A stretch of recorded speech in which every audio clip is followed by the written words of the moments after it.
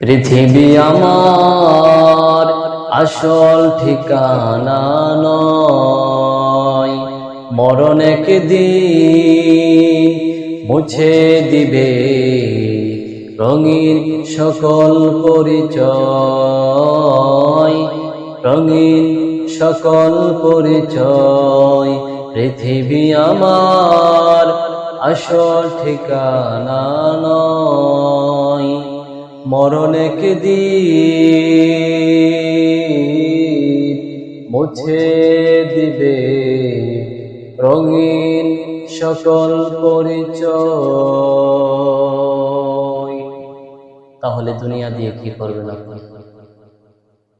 আপনি যে দুনিয়ার পিছনে এত ব্যস্ত হয়ে গিয়েছে, দুনিয়া কি আপনাকে থাকতে দিবে? এই কথা বলেন না কেন? দুনিয়া আপনাকে থাকতে দিবে ভাই? দুনিয়া কাউকে থাকতে দেয় না। মালাকুল মউত আজরাইল আলাইহিস সালাতু ওয়াস সালাম যখন আপনার রূহটাকে কবজ করবে, মৃত্যুর মুখে আপনাকে যখন ঠেলে দিবে, না পাবেন কাছে সন্তান, না পাবেন স্ত্রী। যে স্ত্রীর জন্য এত কষ্ট করলেন, যে সন্তানের জন্য এত কষ্ট করলেন ভাই, ওই সন্তানটা পর্যন্ত আপনাকে লাশ বলে ডাকবে। মারা যাবেন আর তারপরে আপনাকে আর বাবা বলে ডাক দেবে না।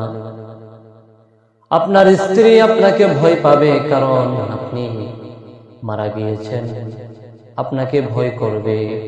আপনি যে খাটের মধ্যে শুয়েছিলেন, ওই খাটের মধ্যে আর শোবে না, কারণ এই খাটের মধ্যে লাশ ছিল। ভয় পাবে তারা। তাহলে আমাকে বলুন, ও আমার ভাই, দুনিয়াটা কয়দিনের? এই দুনিয়া থেকে চিরজীবন থাকতে পারবেন? আল্লাহ রাব্বুল আলামিন তো আপনাকে এত সুন্দর ফেরা বানাইছেন কেবলমাত্র শুধুমাত্র মহান রবের ইবাদত করার জন্য। এখন আপনি দুনিয়া পাইয়া আল্লাহকে ভুলে গেছেন, দুনিয়া পাইয়া আপনার দিন ধর্মকে ভুলে গেছেন, দুনিয়া পাইয়া আপনি কবরকে ভুলে গেছেন, দুনিয়া পাইয়া আপনি আখিরাতকে ভুলে গেছেন। এই দুনিয়াতে চিরজীবন থাকা যাবে না, একদিন চলে যেতে হবে। যখন মালাকুল মউত আজরাইল আলাইহিস সালাতু ওয়াস সালাম চলে আসবে, একটা সেকেন্ড থাকার কোনো সুযোগ নেই, একটা সেকেন্ড আপনি থাকতে পারবেন না। যখন মালাকুল মউত আজরাইল চলে আসবে, আপনার জীবনটাকে, আপনার জানটাকে কবজ করে নিয়ে যাবে।